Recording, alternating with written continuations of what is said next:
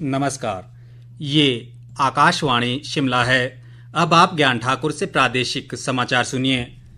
मुख्यमंत्री सुखविंदर सिंह सुक्खू ने आज शिमला स्थित अपने सरकारी आवास ओक ओवर से हिमाचल प्रदेश राज्य ग्रामीण आजीविका मिशन व ग्रामीण विकास विभाग द्वारा शुरू की गई हिम ईरा और ई कॉमर्स प्लेटफॉर्म की अपनी वेबसाइट लॉन्च की। इस प्लेटफॉर्म से लगभग 3.5 लाख महिलाएं अपने उत्पादों को राष्ट्रीय व अंतर्राष्ट्रीय स्तर पर ऑनलाइन बेच सकेंगी। इस दौरान मुख्यमंत्री ने 7 हिम ईरा फूड वाहनों को भी हरी झंडी दिखाकर रवाना किया। ग्रामीण विकास व पंचायती राज मंत्री अनिरुद्ध सिंह भी इस कार्यक्रम में मौजूद रहे। इस मौके पर मुख्यमंत्री सुखविंदर सिंह सुक्खू ने कहा कि ग्रामीण उत्पादों को बढ़ावा देने और महिला सशक्तिकरण की दिशा में सरकार का ये महत्वपूर्ण कदम है। उन्होंने कहा कि ऑनलाइन प्लेटफॉर्म के लॉन्च होने से प्रदेश के स्वयं सहायता समूह अपने उत्पाद राष्ट्रीय व अंतर्राष्ट्रीय स्तर पर बेच पाएंगे।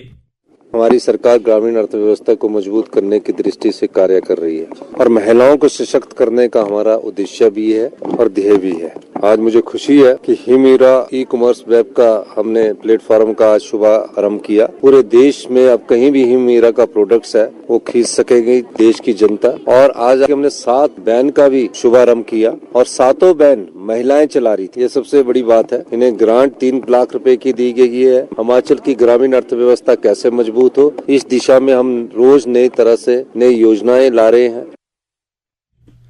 मुख्यमंत्री ने कहा कि पर्यावरण संरक्षण और वनों में पौधरोपण जैसे कार्यों में महिलाओं व युवा समूह की भागीदारी सुनिश्चित करने के लिए एक योजना तैयार की जा रही है, जिसके तहत उन्हें सहायता प्रदान की जाएगी।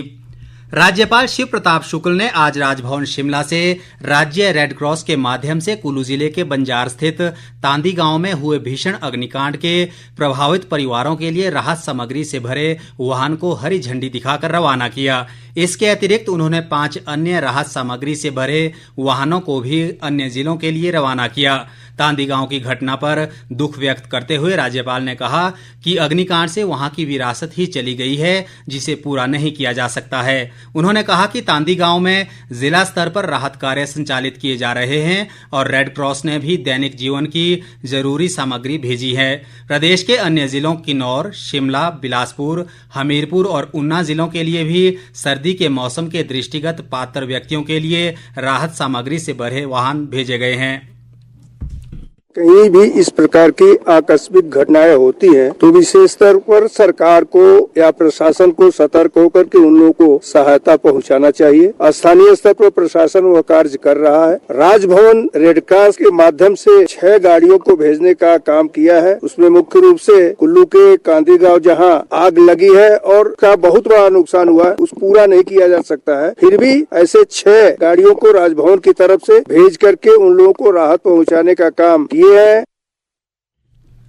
प्रदेश में शिवा प्रोजेक्ट के तहत बागवानी गतिविधियों को बेहतर ढंग से संचालित करने के लिए कांगड़ा, मंडी, सिरमौर और हमीरपुर के उद्यान व जल शक्ति विभाग के अधिकारियों के एक दल ने राष्ट्रीय जल अकादमी पुणे में प्रशिक्षण हासिल किया।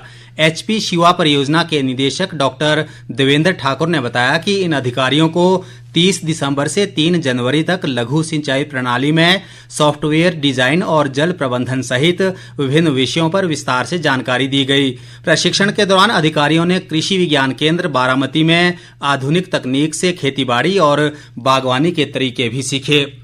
भीषण ठंड के कारण ऊना जिले के सभी सरकारी और निजी स्कूलों के समय में बदलाव किया गया है। उपायुक्त जतिन लाल द्वारा जारी आदेशों के अनुसार अब स्कूल सुबह 10 बजे से दोपहर 3 बजे तक संचालित होंगे। ये आदेश कल 4 जनवरी से 31 जनवरी तक प्रभावी रहेगा।